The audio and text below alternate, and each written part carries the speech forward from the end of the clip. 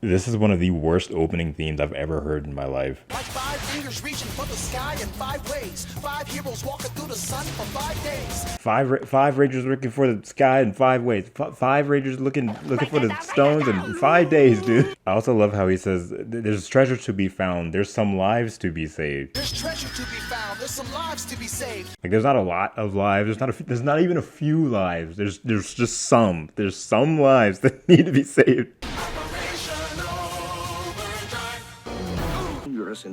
I tell you what though, folks, that's bloody nice. See, Overdrive is a weird one because, this was 2007, so I would have been 8. So I was very much still growing up with Power Rangers. I even had the Overdrive Morpher, but for the life of me, I cannot remember actually watching this show. I saw a comment on something recently saying that Overdrive was the series that never happened, and it genuinely feels that way. Nobody talks about this series at all. And I'm here to change that. Go for it. And let me just say, that opening 2-parter, it was pretty good. I liked it. It's pretty dope, to be honest. Allegedly. Congratulations, Ronnie. I knew you'd win.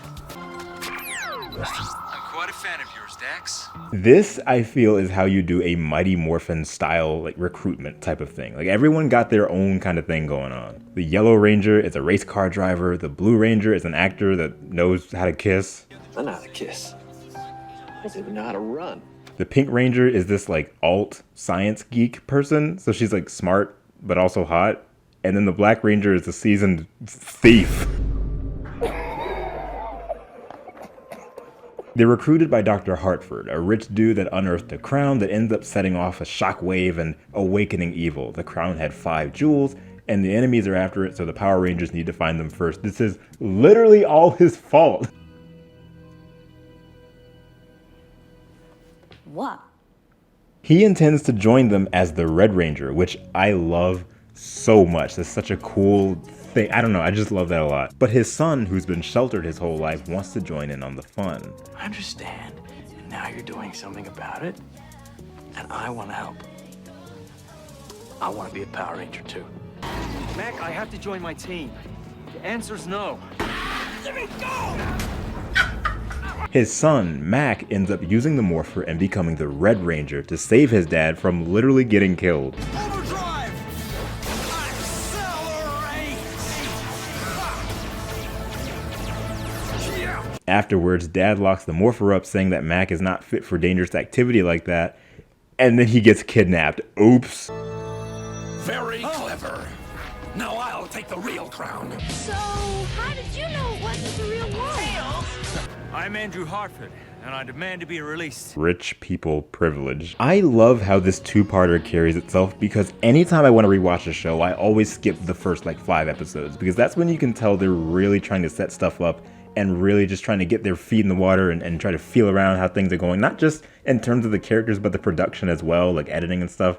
It can be kind of annoying, at least to me, to get through that. But here, I almost forgot that this was a debut 2-parter. Like, by the second part, they were just sort of doing their thing and finding their groove, and it was paced so nicely.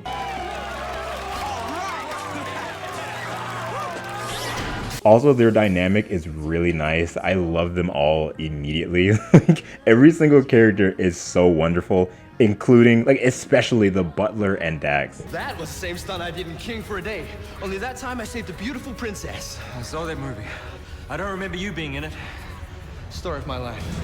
I love that they try to get the Red Morpher out of the safe so that they can save Dr. Hartford, and the Butler's like, oh gee, if only there was someone here that was skilled in breaking and entering. And then he and Mac both look at the only black member of the team.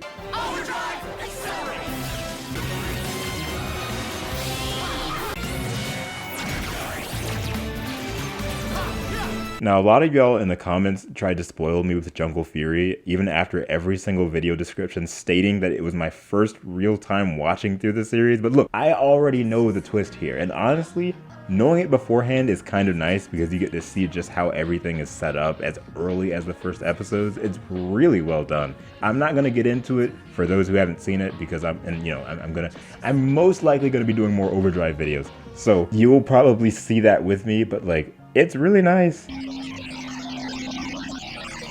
DNA resequencing is now completed, sir. I had the resequencer calibrated especially for him, sir. The choreography is exactly what you'd expect from the Disney era. Koichi Sakamoto is putting in work as usual, as well as the amazing stunt team. It's so crazy. Do you know who you're dealing with? Do you? Overall, this is just a really fun two-parter. My only real thing is not really caring for the civilian powers, like, at all. Like, Dino Thunder did it, and then SPD did it, and these civilian powers are essentially, like, the same things as those series did, but in some cases they visually look worse. This season has some funny looking moments, to be honest. Allow me. Drive claws. Really love these characters. I love them. I really do. They're so much fun.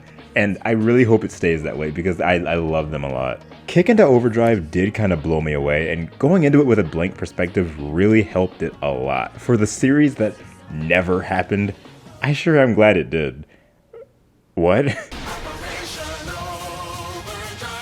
Another kiss. Alicia, Andrew, Austin, Autistic Disney, Brandon, Chaco, Emilia, Grim, Helen, Ian, Junior the Hedgehog, Matthew, The Real Hebelman.